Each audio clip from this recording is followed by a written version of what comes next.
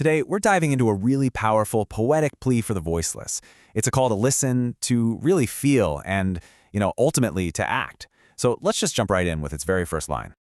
Wow. Right from the start, this line just hits you, doesn't it? It sets this somber, almost haunting tone. It's not some loud shout, it's a whisper, a sound that tells you there's this suffering that's always there, just under the surface of our day-to-day lives.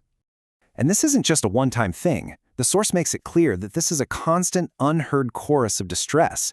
It's like this background noise to our world that speaks of so much pain, everywhere from the deepest forest to the middle of our own cities. So where are all these cries coming from?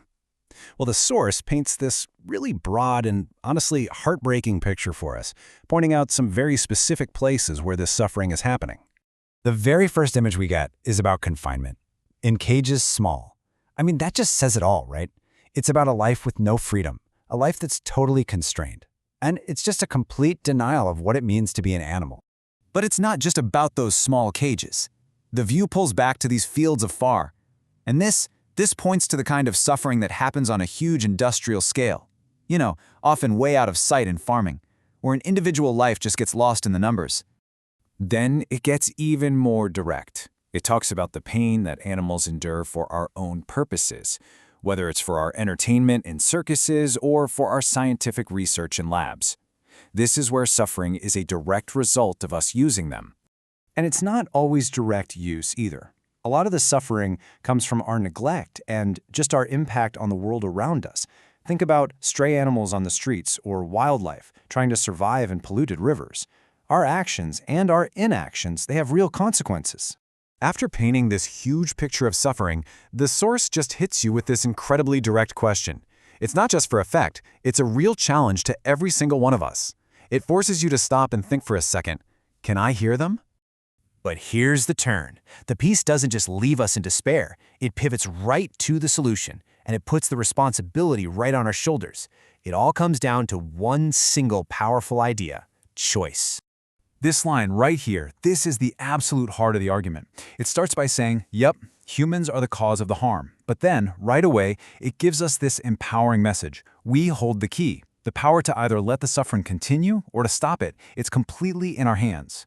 And this choice, it's not a passive thing. It's an active power, the power to completely change an animal's reality, to take them from a world of pain and bring them into a world of peace. So the message is crystal clear. The problem is huge, but the responsibility and the power to fix it is all ours. So this brings us to this amazing call to action. It's full of hope, and the whole idea is that if we act together, we can turn those quiet cries of pain into a loud, unmistakable sound of compassion and real change. And the best part, it doesn't leave us guessing what to do. It boils everything down to these three simple but really profound actions. It repeats them like a mantra. Show them love, respect them, and protect them. That's it. These are the pillars of the solution. And if we do these things, what's the goal? Well, the piece is very clear about what these creatures deserve. And it's not complicated stuff, it's the most basic rights you can imagine. A safe home, an end to suffering and fear, to be free from their chains, and for their wounds to be healed. And really, this one belief is what holds this entire call to action together. It's a declaration that every single life has value. From the smallest insect to the biggest whale, the source is arguing that every life matters and deserves to exist without cruelty caused by us. So as we get to the end, it all builds to this final, hopeful vision. It doesn't end with a question, but with a demand for a future where freedom is just the natural state of being for every creature.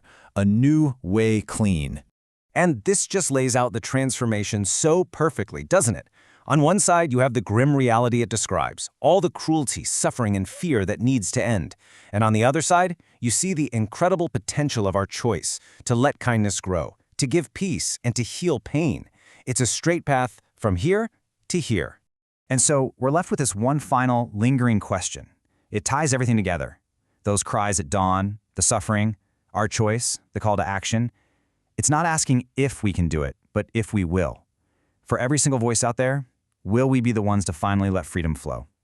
That's the thought this powerful piece leaves us to grapple with.